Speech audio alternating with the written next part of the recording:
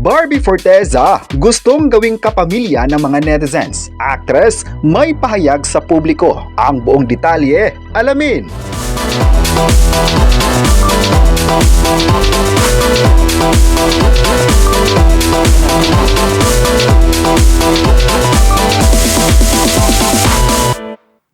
Marami ngayon ang nagre-request kay Barbie Forteza sa social media na gawing kapamilya ito. Dahil nga ay nakatapak ng ABS-CBN building ang actress dahil sa latest project nila na Honor Thy Mother na isang 2026 drama na ipapalabas sa isang streaming platform.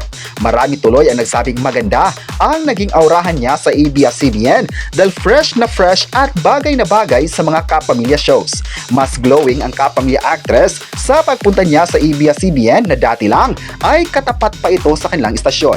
Malaki naman ang pasalamat niya sa kapamilya na maging part siya sa bagong series na ito. Say pa ng fans, sana magkakaroon din ng collab si Barbie Forteza sa ABS-CBN at GMA Network kung saan ipapalabas din sa Kapamilya Channel.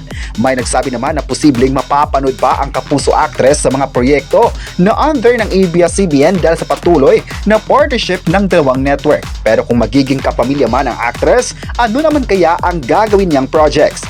Marami sa mga fans ang nagsabing bagay naman ang actress na ito if ever na may project sa ABS-CBN dahil magaling at napaka-exciting niyang papanoorin.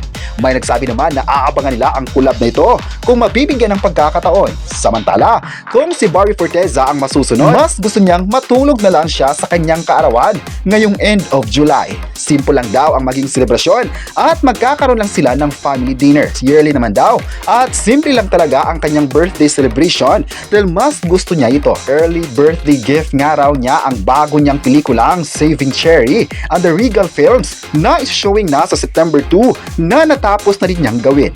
Dahil dito marami sa mga fans na nagsabing marami talagang projects ang kapuso actress na ito dahil magaling at napaka-humble sa lahat.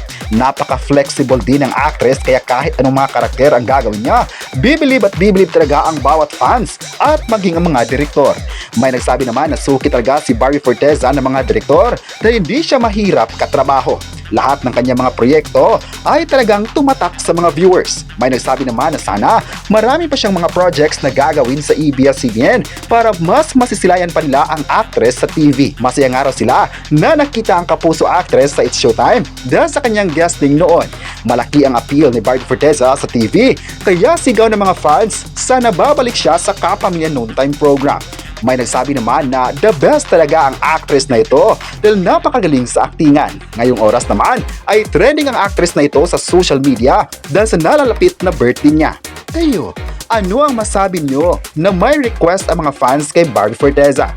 I-comment na kung gusto nyo ba siyang maging isang kapamilya at huwag kalimutang i-subscribe ang ating YouTube channel.